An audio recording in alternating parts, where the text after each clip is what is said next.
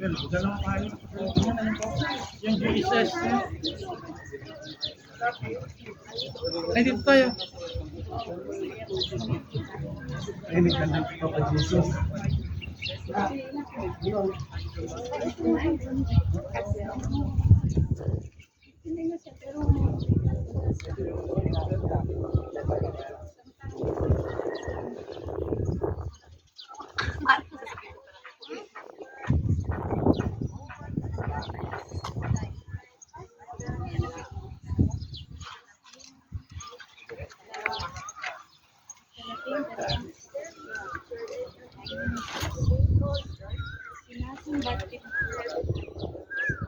Sapagkat sa pamamagitan ng krus ay sinakop mo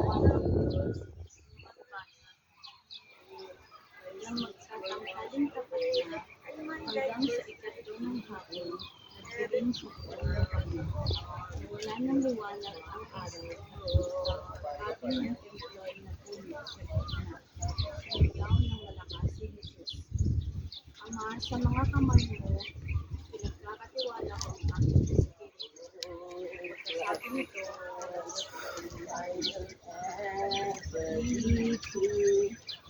kahit sa kayog ng krus, habang pinipili na ni Jesus ang kanyang hininga, hindi pa rin naniniwala ang kanyang pagiging ang kanyang pagiging anak mo. Sandaling ito, ang lahat ng makalupang karanasan ng paghihirap at kamatayan ay aking inilagay. Ito ay pagniningning ng walang hanggan. Ang binhi ng pangako ng buhay na walang hanggan ay ipapaloob dito at may pangako. Bagaman isang trahedya ang kamatayan, ito ngayon ay nagkaroon ng bagong mukha. Ito ay may mga mata na nagtutulad sa ating Ama sa langit. Ito ang dahilan kung bakit sa piling ko ng kanyang hininga, gawitan ni Jesus. Ama, sa iyong mga kamay ay inihahabilin ko ang aking espiritu. Akuin din natin ang panawagang ito, ang panawagan na umunta sa atin sa tula ng isang manunod. Ama, hayaan mo ang mga daliri mo ang magpapikit sa ating mga mata. Ikaw na ating Ama, sakay mo ako tulad ng isang ina na nasa tabi ng kanyang magiging pinagsa. Ama, kunin mo ako sa panalangin. Ama namin mapagmahal, naganap na ang pag-aalay.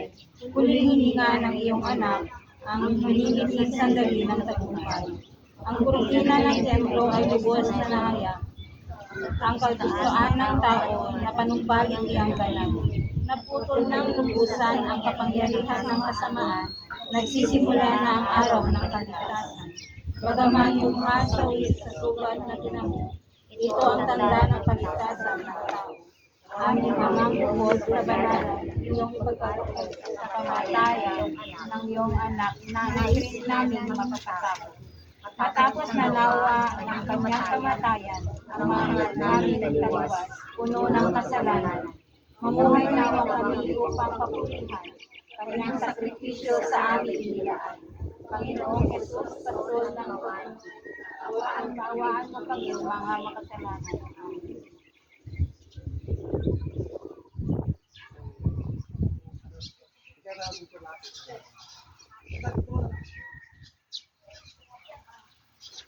Amen.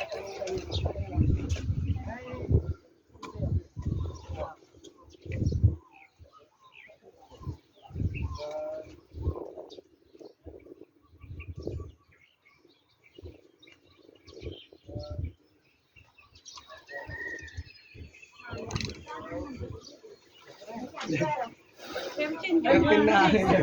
Subli. Ganda sa subli.